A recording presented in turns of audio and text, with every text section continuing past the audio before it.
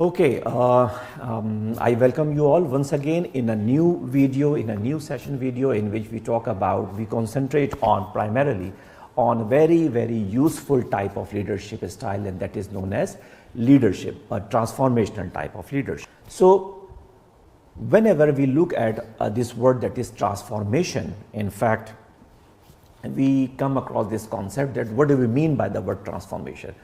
In very simple, in a very layman type of language, the transformation means organizational change.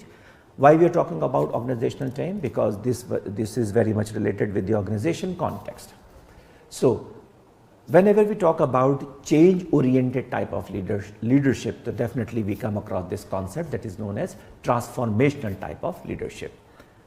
Few very important, you can say, concepts or aspects or attributes regarding this transformationally. The first one, very important, that these kind of people, they primarily concentrate on what the leader accomplishes, yet it also, you can say, pays attention to the leader's personal characteristics and his or her relationship with the group members.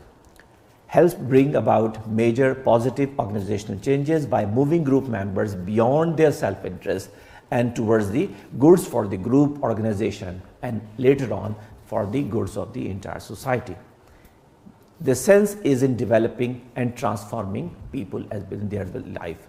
In contrast, we have a different concept that is known as transactional type of leadership, in which the main focus is on routine business transaction or day-to-day transaction, and those people who are going to meet those standards, meet those, you can say, organizational objectives, accordingly they are going to be rewarded. So for example, if we are working, if we are achieving the target, we are rewarded. If we are not achieving, we are not being rewarded. So this is a kind of tit for tat, or you can something for something, word for word, or in business terminology, this is also known as quid pro quo in Latin terminology. So the central idea is that you have two different contrasting opinions. The first one on the very far right hand side of the continuum, that is the transactional type of leadership, which is very much concentrated on the, you can say, if you are doing the task, if you are achieving your goals, as a result you may be rewarded.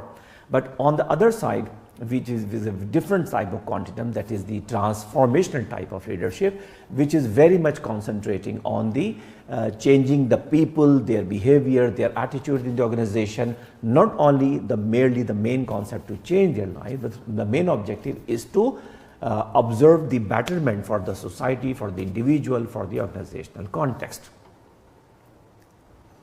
Okay, in fact, there are different, you can say, one very important thing that we must need to understand: those people who would like to serve as a leadership position and they would like to claim that they are transformational type of leadership, so definitely they are very much concentrated on the organization. They must need to bring about some changes in the organization.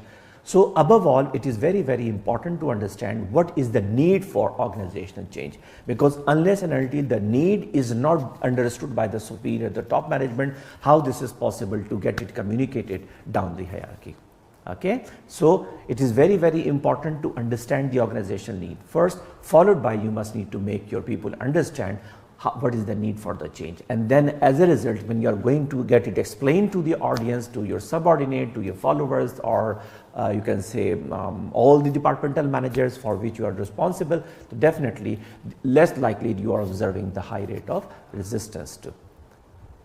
Okay, so another very important point, that how transformations normally we observe in organization, they are going to take place.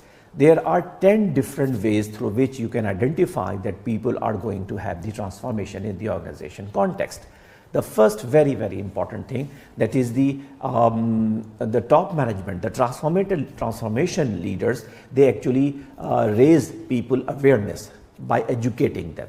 The second one is the transformation leader, in fact, he or she helps people look beyond the self-interest. The very important thing is to identify, okay, we must need to safeguard your interest, but this is equally important to look beyond your organizational, beyond your personal interest, so that you are going to develop your, you can say, personal benefits, rewards and characteristics. Also, it also followed by the benefits for the organization. So at one time, the manager, you can say, if you compare and contrast with the manager, so at one side you have the manager's interest, on the other side you have the organizational interest.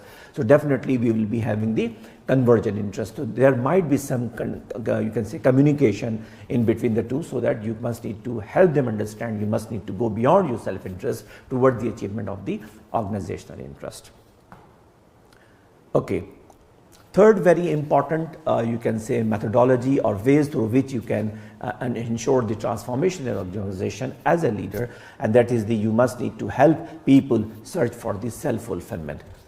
What is that? It's very simple, that if you would like your subordinates to understand that, yes, what is the next target? If you must need to raise their expectation, in the previous video we talked about the Pygmalion effects, that is if you are going to get more, if you are going to expect more.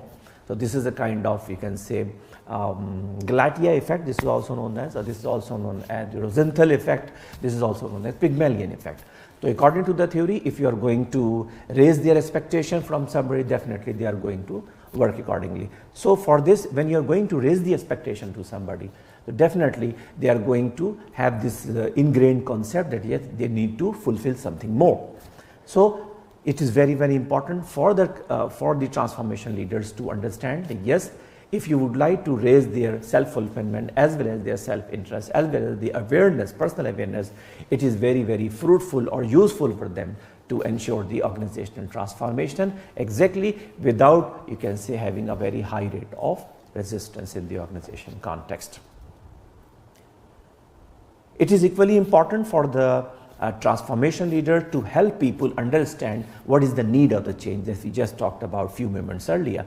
Also, you need to invest managers with a sense of urgency. Let me give you a very good, you can say, concept of, you can say, reference from a Harvard Business Review that was published in 1996 by Professor Dr. John P. Cotter, and the topic was why transformation efforts fail. In that literature, professor of organizational leadership change, leading change in Harvard Business School, that is Professor John P. Cotter, talked about that over 70 to 80% organizational change efforts, normally they fail just because of 8 errors.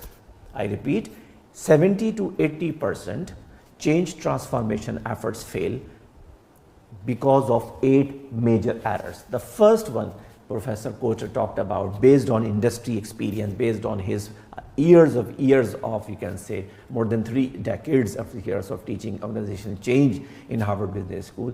And the first very major error because of which 70 to 80% change transformation efforts fail, the first one was, you will be surprised to know that, the same point that we just talked about, and that is not creating enough sense of urgency. If we are not creating enough sense of urgency, it means if you are not creating the atmosphere or platform so that you can portray why this change is necessary, if you are not going to get it explained to your subordinate, definitely you must need to get it ready that they are going to observe a high rate of resistance later on. The point number 6 is he must need to commit to greatness, adopt long-range broad perspective, you must need to build trust, we talked about, facilitate proactive behavior. Why this is very important? That definitely if you remain reactive, definitely you need to face the music. A number of times you must need to face some serious organizational repercussion and consequences. But if you are proactive, if you are going to behave like a proactive person, definitely you need to sense what could go wrong. According to Murphy law, if something could go wrong, if you believe, if you perceive, if you think about that something could go wrong, something it will definitely later period of time it will surely go wrong. So it is very, very important you need to facilitate your subordinates, including your managers, that you must need to proactive, you must need to remain proactive, and you must need to sense what could go wrong in a future course of time, especially when you are working in a team or project kind of business structure. And finally, one of the very important points, and that is he concentrates resources where the most needed. A very important thing, the most effective utilization of organizational resources. These resources may include the human resource, may include financial resource, it may also include relationship as a resource, and so on and so forth. Okay, so we stop it over here. In this video, we talked about, you can say, methodology, different method, different ways through which the leaders, in fact, they ensure the effective and useful and meaningful transformation in the organization. Thank you very much.